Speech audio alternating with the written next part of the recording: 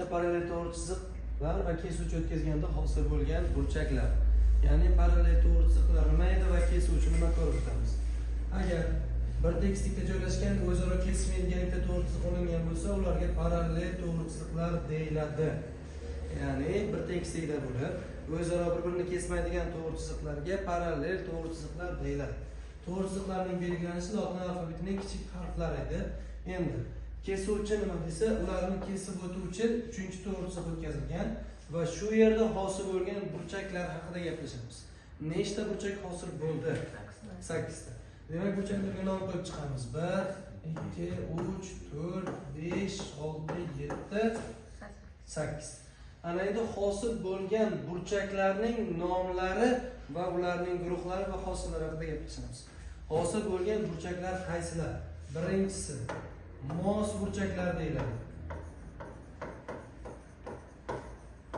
Mos burchaklar ko'rinish va joylashuv va qiymat jihatdan bir-biriga teng bo'lgan burchaklarga mos burchaklar deyilar ekan. Mos burchaklar qaysilar? Burchak 1 bilan burchak 5, burchak 2 bilan burchak 6, burchak 4 bilan burchak 8, burchak 3 bilan burchak 7. Demak, burchak 1 va burchak 5, burchak 2 va burchak 6, burchak 3 va burchak 7, burchak 4 va burchak 8. Demak, bu burchaklar bir-biriga teng. Demak, mos burchaklarning xossasi ular bir-biriga teng bo'ladi. Xo'p, ana endi ikkinchisi almashinuvchi burchaklar.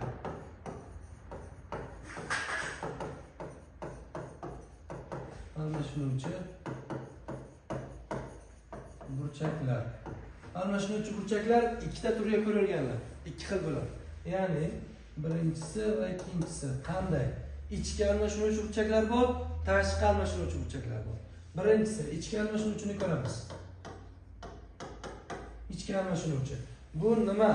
Ikkita parallel to'g'ri chiziq ichida joylashgan almashinuvchi burchaklarga ichki almashinuvchi burchaklar deyiladi.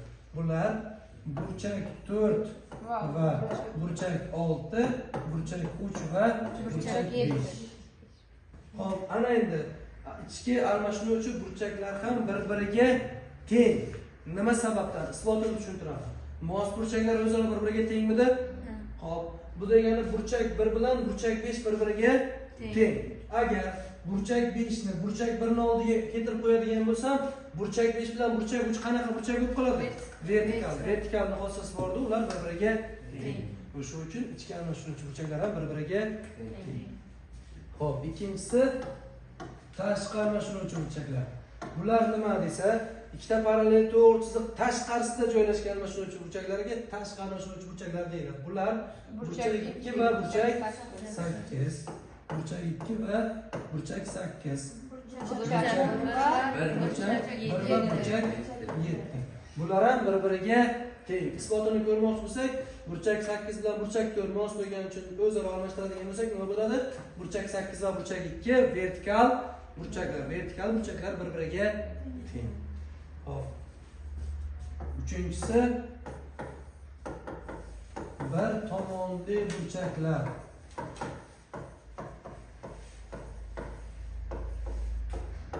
Bir tomonli burchaklar. Bular ham ikkita turga ko'rilganlar. Ichki bir tomonli va tashqi bir tomonli. Demak,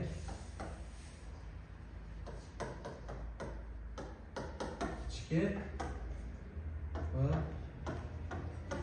tashqi. Xo'p, bir tomonli burchaklarning xossasi ularning yig'indisi 180 gradusga teng.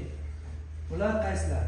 Yana ichki bir tomonli desa, ikkita parallel to'g'ri chiziq ichida joylashgan bir tomonli burchaklarga ichki bir tomonli deyiladi. Endi bir tomonli so'zi nima bo'lsa, kesuvchi bor-ku, o'sha kesuvchidan bir tomonda yotgan burchaklarga bir tomonli burchaklar deyiladi.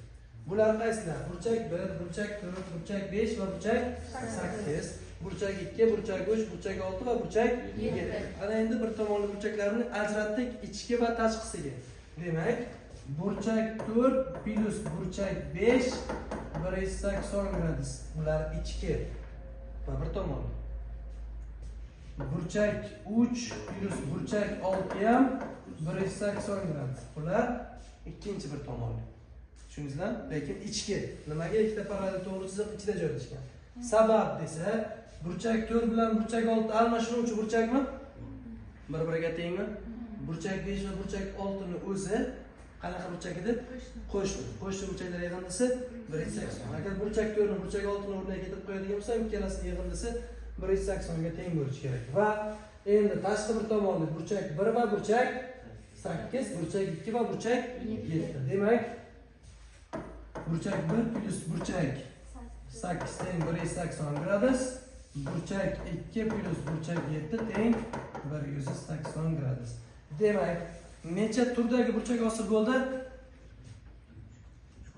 3. Qaysilar? Birinchisi mos burchaklar, ikkinchisi almashuvchi burchaklar, uchinchisi barqaror burchaklar. Mos burchaklar tarifi o'zaro joylashuv jihatdan bir-biriga teng bo'lgan burchaklarga mos burchaklar deyiladi. Ikkinchisi almashuvchi burchaklar.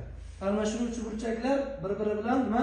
To'g'ri chiziqqa, ya'ni kesuvchiga nisbatan almashuvchi bo'lganligi uchun almashuvchi burchaklar deyiladi. Va uning ikkita turi bor: ichki va tashqi. Ichki almashuvchi va tashqi almashuvchi. Uchinchisi bir tomonli burchaklar. Kesuvchini bir tomonda joylashgan burchaklarga bir tomonli burchaklar deyiladi. Ularning yig'indisi 180 gradusga teng. Tushunarlimi? Bu yerda masalalar kelishi mumkin. Qanday? Masalan, burchak 2 ni so'roq deydi-da, burchak 5 ni beradi, qolgan burchaklarini top deydi. Nima qilamiz? Burchak 2 so'roq, burchak 5 bor. Burchak 5 bilan burchak 1 ni qanaqa burchak bular? Mos burchak. Demak, burchak 5 ga burchak 2 ni qo'shsam, o'z lamatining chiqish kerak 180. Demak, burchak 2 ni olib, 180 dan burchak 5 ni ayirsam, burchak 2 kelib chiqadi. Tushunarli? Xuddi shunday tartibda bazariladi. Xo'p, ana endi keyingi o'tkazadiganimiz